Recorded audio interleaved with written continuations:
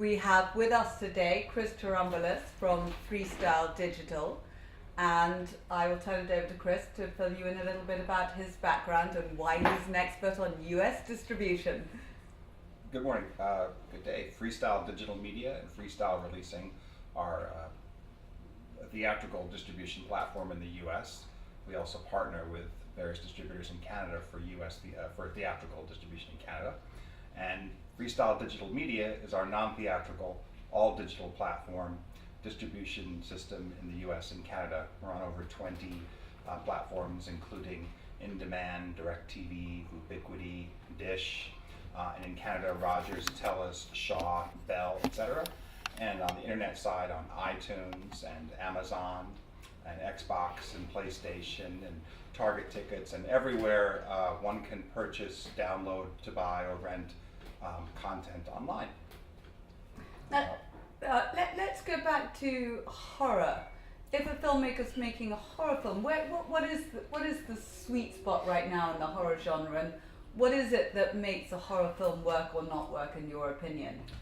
You know, it seems like when I talk to our partner buyers, and in other words, we as a distributor, at every distributor, it's the same case.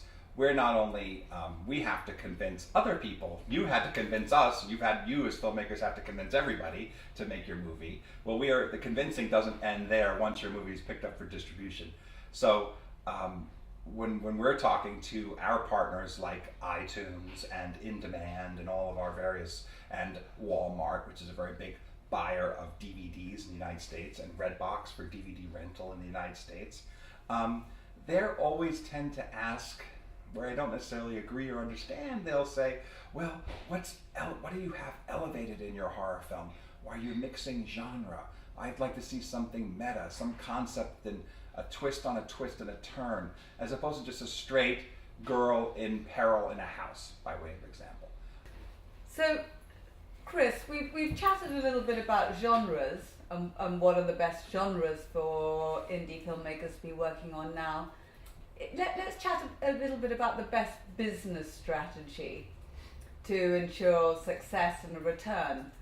So if a filmmaker's thinking of making a horror genre film in the $100,000-$200,000 budget range, what is their best kind of strategy, release-wise, distribution-wise, etc.?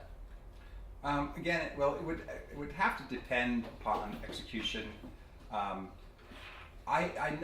One would never get caught up in the, well, if I spent this much on the production, then I should have this level of distribution, because it never necessarily matches up. You could have a $10 million production that only warrants a level of distribution that would have been beneficial to $1 million production, or you may have a $1 million production where you have distribution in place that warranted a production spend of $20 or $30 million.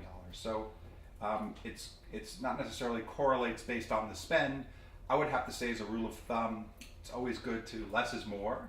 Always err on the side of spending as little as you can on the production, not as little as you can, but in terms of controlling costs when you're making independent film, lower budget film, for sure, but not skimping in such a way that you have nothing of value in your movie. But if you've spent a couple of $100,000 on your production, you better have elements in it that warrant appropriate distribution, because sometimes these direct-to-video releases don't even bring back that much, may not even return the $200,000 that you've spent.